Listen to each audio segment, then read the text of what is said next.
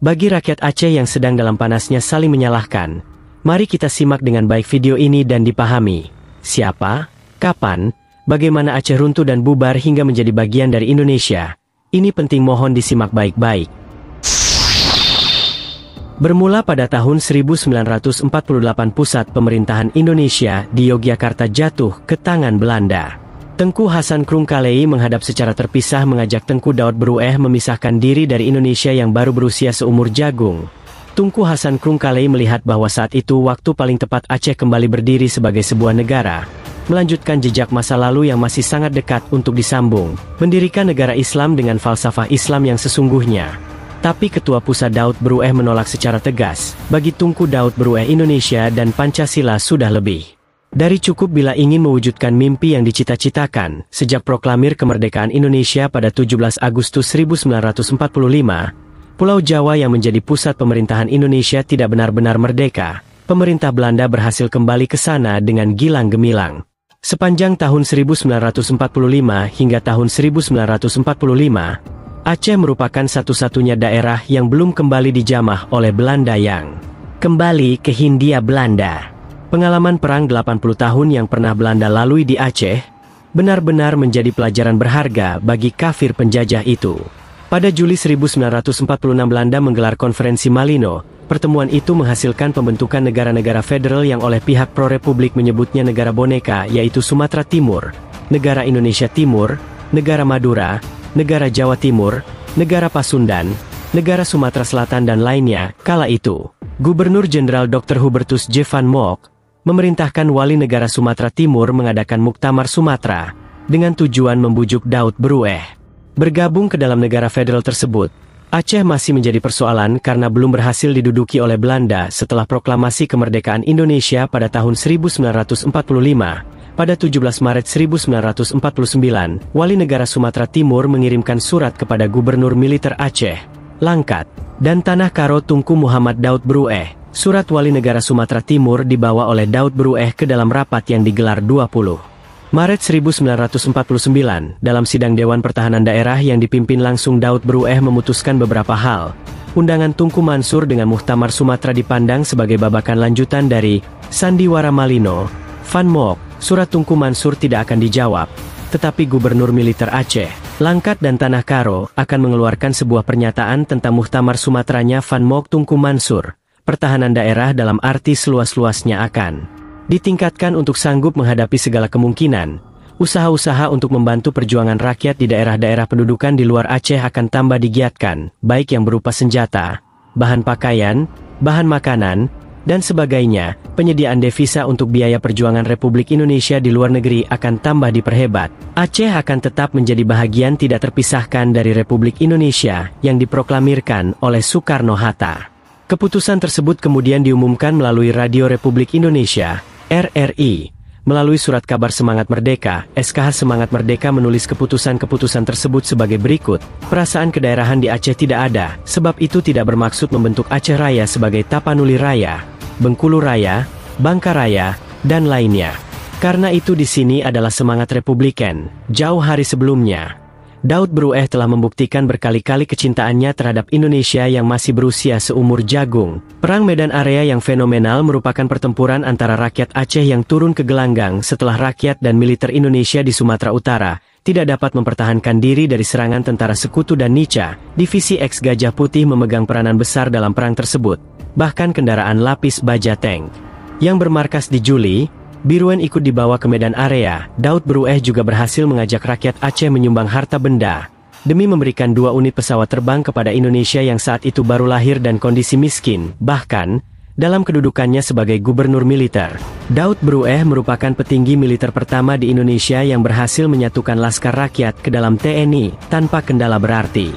Tuba untuk Daud Berueh sebagai gubernur militer Aceh, Langkat, dan Tanah Karo. Daud Berueh bertambah besar sebagai tokoh politik dan militer.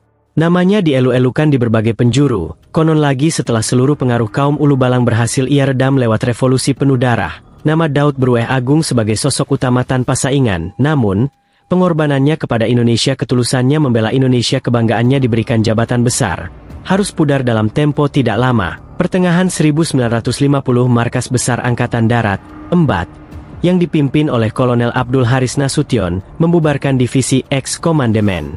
Sumatera, di Aceh hanya ditempatkan satu brigade, yang tunduk di bawah divisi Bukit Barisan di Medan.